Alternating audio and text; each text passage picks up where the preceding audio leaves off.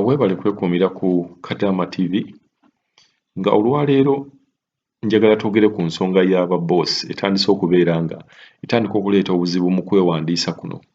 Okwewandiisa kuno bw'okutunuulira mulimu ebintu ebyetaagisa aba boss okubeera nga nabo bayamba ku bakadaama. Ebintu nga passport be baziina, ebintu nga okuregistalinga ku mwana tamanyi Luzungu, boss wasobola okuyambako bw'aba alumanyi, ebintu nga okubeera nga mugenda okucekinga oba okwekebeza COVID kuba baagala ebbaluwa ekulaga nti oli mulamu. Eyo baagisabye mu bintu 17 gavumenti byeyagala. Ekintu ekyo nakyo ababosi tebali willing okubeera nga bakikola. Then ekintu ekisinga obukulu ekya ticket, gavumenti egamba buli muntu alina okwegulira ticket, ate nga mukimanyi nti omuntu bw'oba osayininga contract kiri nti boss ono yalina okubeera nga akusasulira ticket nga contract ye eweddeko. Kati babosi abasinga jjukira ekisookera ddala balimu emitendera gya mirundi mingi.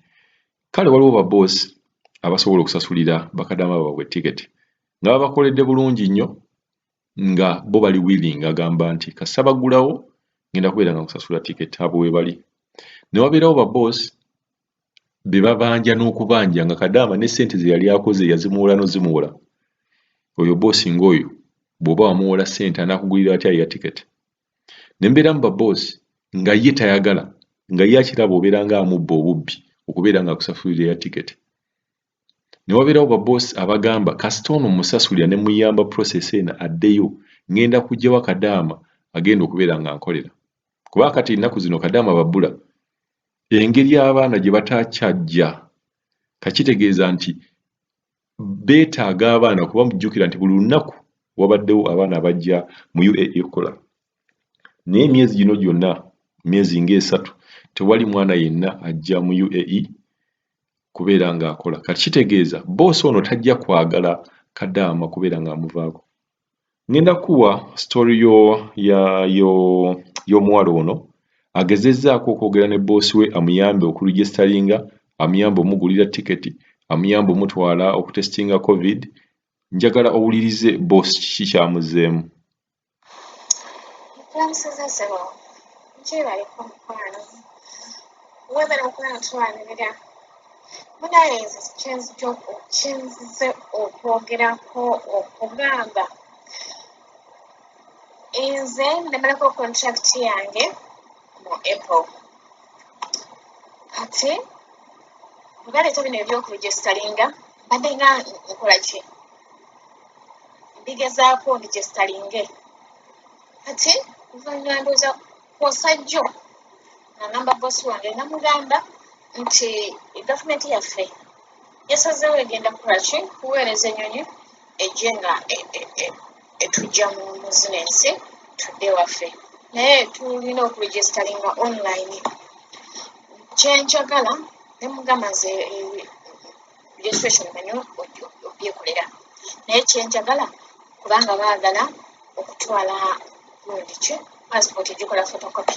Omusajja yangambye kyoba olina okukola nze tompapya linda bagule airport, sirina budde bugendaekukola ebyo kuba nabimunyonyoddde ne mugamba kyetaagisa ontwale bankebere bya COVID. Nangamba COVID wali omulwaddeko kwegamba byansobedde, ndi confused nange nabyesonyiye era nsaba kimu Mukama atuyambe bannaye mutwegayirire ku musajja bagule airport tudde ewaffe.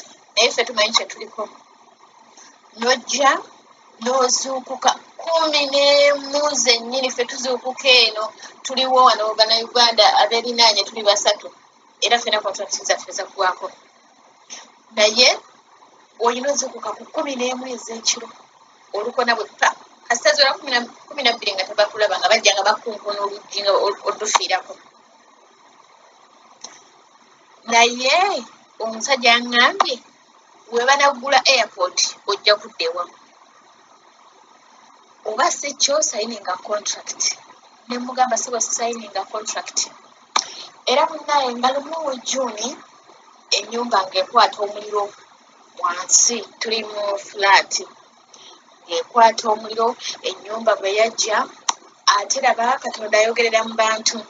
Enze olunaku ennyumba lwejja nzuukuka ku makya kwolwo olunaku ennyumba lwejja nazuukuka ku makya nga sirina wadde otwani nga mpulira engeri gye tukola ennyo ng'ebigere binnuma nga mpulira diafuramu ennuma bwenzisa bwempi nga mpulira obulumi bwamanyi naye nga sigenda kukola naye mba ndi wano ku 12 omusajja akonkonobugi nga mpita nga nvaayo nga ngamba okyebase ne mugamba ssebo mpulira bubi sigenda kukola n'ayomba n'agamba ki sigenda kusasula ki oba toyagala kukola ne mugamba siyinza kukola nga ndi mulwadde mpulira bubi okiraba kati n'agenda oluvannyuma lw'essaawa nga 2 ngenda okulya nga bakuba enduulu saasooka kuvaayo naye ngenda okulaba kubanga ekisenge ruumu yange eri wansi naye erinaanye wansi ewajja omuliro kati naakola ki ngenda okulya nga enduulu zivuga ngenda ovaayo